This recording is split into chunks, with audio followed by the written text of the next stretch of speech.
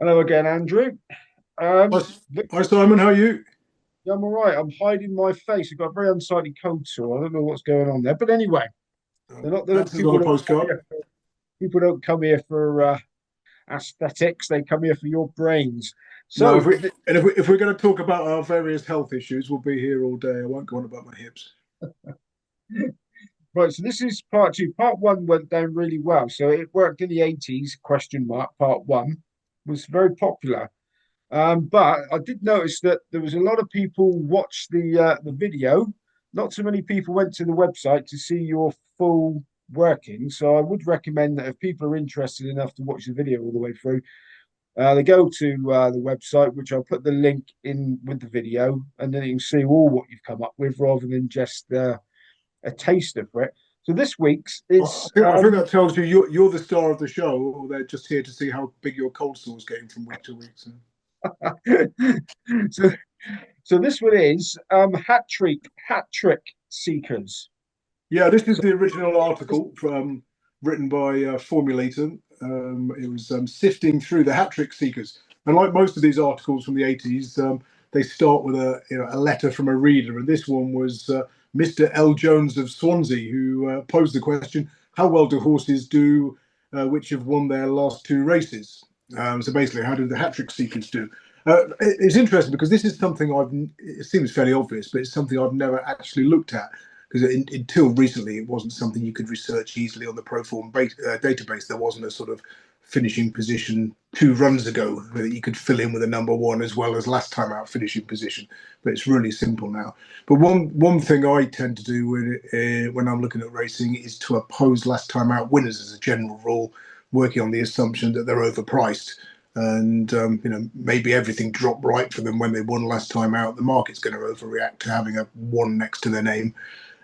So that's again, if you backed every last time out, if you'd laid every last time out winner in Britain in the last 12 months at Betfair SP, you'd have made about 3.5% after 2% commission.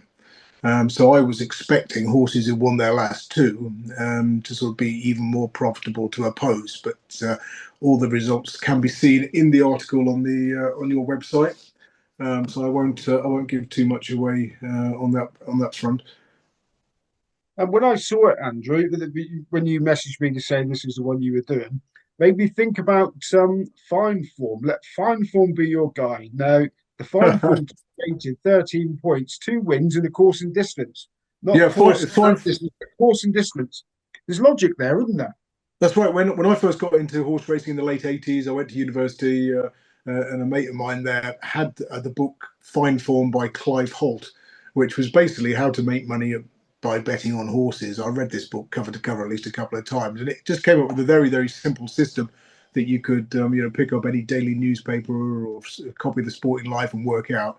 And it just allocated points based on the horse's last two races. 5 points for a win, three for a second, two for a third, and one for a fourth. You also got 2 points for a distance win, 3 points for a course and distance win, 1 point for just a course win. So the maximum you could have was a hat trick seeker who'd won over course and distance, which would be 13 out of 13. Now, the obvious flaws with this, before you write in, are that you could have won two sellers and then be lining up in the derby. And if you'd won over one of those sellers over a mile and a half at Epsom, you'd be 13 out of 13 and top rated. But I remember what we used to do was we do sort of 64 2 pence play spots, combining the top two highest rated in every meeting sometimes, which for a poor student was quite expensive when there's about 13 meetings on a bank holiday Monday. But you get the occasional one would crop up where you'd get a sort of 33 to 1 shot in a 4 runner race and cop a nice play spot return. But I think overall we lost more than we won. I'm pretty sure about that. That's a bit strange, isn't it? Because the adverts that attracted us to the fine form guide were showing all the winners that we'd missed the previous week by not sending off for the book, wouldn't it? So they Yeah, that's obviously right. And I'm sure if we looked at today's racing post in the results section, we'd find plenty of horses who would qualify as top rated, but there'd also be plenty who got chinned as well. But yeah, so as a general rule, taking on horses who've got a one next to their name and were successful last time out is a positive angle. Certainly has been in the last few years. Yeah, this article goes back to well again because I mean I admire your cutting out, very neat, but of course you cut off the bit which had the date of the newspaper on there. But then on the reverse, this time around, we've got the football fixtures. It was the FA Cup first round. So I did a Google search and found out when Met Police played Dartford in the first round of the FA Cup. It turned out to be around about 20th of November 1984. So Right, yeah. yeah, the results that Formulator looked at was a year's worth of national hunt data, looking at sort of hurdlers and chasers from 1983 to 84. And I've just gone to compare that to what would have happened if you'd applied the same system in the last 12 months. So, yeah, some interesting findings there. But again, look at the article for those. Yeah, I was slightly suspicious of old Formulator because we are talking the days when they'd all go to the pub for 3 hours at lunchtime, and it would have took a lot of sifting, wouldn't it, to have actually gone through 12 months worth of data using the Superfor manual. Yeah, I mean, again, there are no computers in this time, and again, when he uses words like the 200 random survey results, so it's like has he sort of Uh, cherry picked these, and then he starts saying about well, only use races where the form has been franked, or your horse is carrying less weight than it was before. And he does mention class, which was useful as well. Were these hat trick seekers going up in class or staying in the same grade for their previous win, which was a key angle that I found when I was looking at this for what's happened in the last year or so.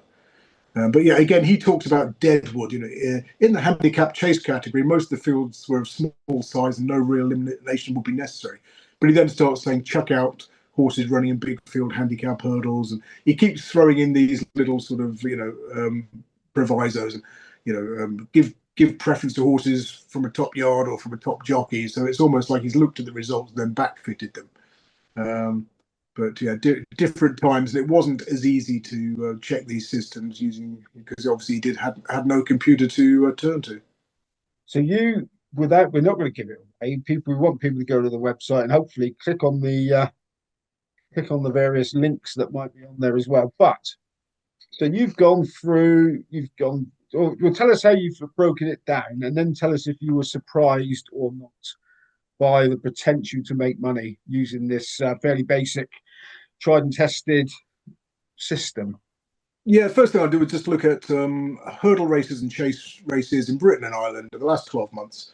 What happened to horses who were going into those races with two ones next to their name, i.e., were on a hat trick? Now, Formulator mentioned that in 83, 84, the races he looked at, the strike rate for those hat trick seekers was 34.5%. That's down to less than 24% now. And it's amazing how accurate the market was in predicting how many winners. There were 227 winners from 950 bets.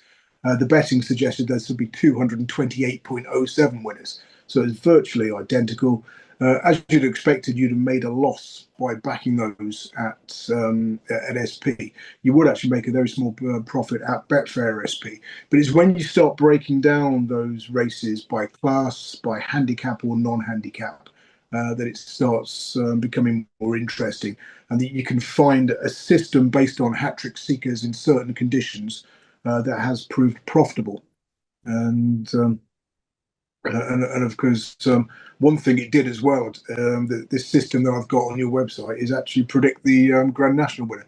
It's a shame we didn't do this one 2 weeks ago. Yeah, it's So I mean, I know that you people may not know that you are a great believer in these sort of systems that you just back blindly.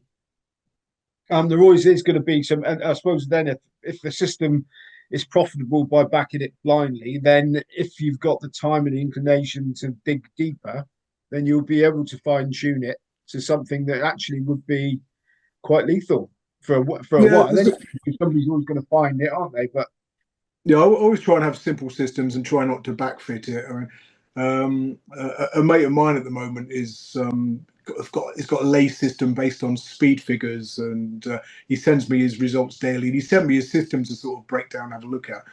and one of them like just strips out Nottingham as a course, and I'm like, well, where's the logic in that? It's just that there's been a few big price winners that you'd have laid at Nottingham, so you've decided to get rid of it. There's no You can't logic. cheat yourself, can you, when you're betting? You can't cheat Yeah, I mean, yourself. if you were looking at a system to oppose front runners on the round course, then I could understand you'd strip out Nottingham because over the years it's generally a good place to make the running. But yeah, in this case, the speed figure one, it didn't make a great deal of sense. But yeah, I mean, looking at my systems, today I've got you've seen my spreadsheet with loads of system qualifiers every day, and it will just chuck up things like horses who won at Ludlow last time out, running over fences again, just because Ludlow's fences are very difficult to jump. It's a good test, and um, winners from that track are often underrated. I've got a system based on the sire Al Kazim to back all the size turf runners aged 3 or older, because the 2-year-olds are generally need time and distance and are not ready to win. And it's only as they run in their 3-year-old system that their careers tend to take off. There's one of those running at Newmarket this afternoon. This Thursday, the 15th of April, we're recording this. That's Model Yuko, around about 20-1 to Roger Varian. So again, that will be a system qualifier, and I'll back that to win £100. It might it'll be like a fiver, I think, at current prices. There's another system qualifier, Ambient Friendly, running earlier on, which is based on a stable switcher angle for the trainer James Owen on the flat. That's a 2-to-1 shot, so I'll have £50 on that. I'll back them all to win the same amount, and I can sit here and do this manually. Or I can just set it up on a bot and leave it running and go and have a cup of tea. Right, and if there's ever going to be an incentive to get people to go over to simonnott.co.uk, and I'll put the link in the bottom here. There's a Yankee of qualifiers tomorrow. Yeah, this On, this on angle the based 16th. on hat trick seekers that say found Nick Rocket in the Grand National. Uh, Sadly, not in time for you or I to bet that horse. Is thrown up 4 horses that are 2 of them running today. One of them very soon actually in the 205 at Southall, which is about Think 35 what you minutes could have time. won. We've got the 205, the 240 at Southall, and there's a couple of races tomorrow as well. So you can have a look at the article, have a look at the 4 qualifiers, and maybe have a small stake silly multiple and see if Mr. L Jones of Swansea was onto something. So what are we now? Sort of 40 years after that letter he sent in. Whether he's still around and still having a punt, I don't know. But if he is, I hope he back Nick Rocket. Hopefully. And finally, Andrew, if you had a count up of these, if you sort of had a sift through, do you think there's going to be a bit of weight in these cuttings? Is it something that's passed the test of time, the formulator stuff? Yeah, some of them are sort of slightly nonsensical. There'll be readers that have sent in like, should I back this horse when there's an R in the month and ridden by a top jockey, and things like trainer angles based on when there's a trainer here, Martin Tate. Is it they talk about when he runs one in 3-mile handicap hurdles? It's absolutely no use to us now because Martin Right. Tate is no longer in the training ranks. So, but a lot of them, I think they'll be handy. I'll also go through Nick Morden's Betting for a Living book, which moves us into the 1990s, because a lot of his systems he talks about are sort of what got me started in sort of taking my betting seriously.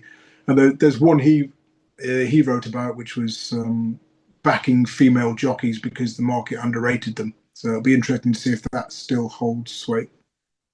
Yeah. And if anybody, I mean, a few people have already commented. I've tried to sort of reply to some. So if anybody's got one that they'd like you to sort out and it does take off, should we get them to put them in the comments if Yeah, they've got another yeah, good idea. Another one that always does the rounds in the flat season is top weights in nurseries, and so I will sort of be trying to look into that myth and whether we have to debunk it or whether there's any weight in that. Well, you say myth is if you're a bit skeptical, Andrew, but we look forward to delving into all of that. So, right, anyone, please, if you're enjoying this, please spread the word. Go to the website, get Andrew's full workings. I printed it all out here. There's loads of stuff for those of you who'd like to get your teeth stuck into it. Subscribe to the channel. click on the link, do all these things, and hopefully we'll keep coming back doing these. And Andrew's the man that's done all the work, so thanks very much, Andrew. No, no Um, problem. And we promise not to talk about our various ailments next week. no, I'll talk about that after I've stopped record. Look at that. Hello everyone, just a quick one. If you have enjoyed these videos and are enjoying these videos, can you please like and subscribe to my channel? Thanks very much.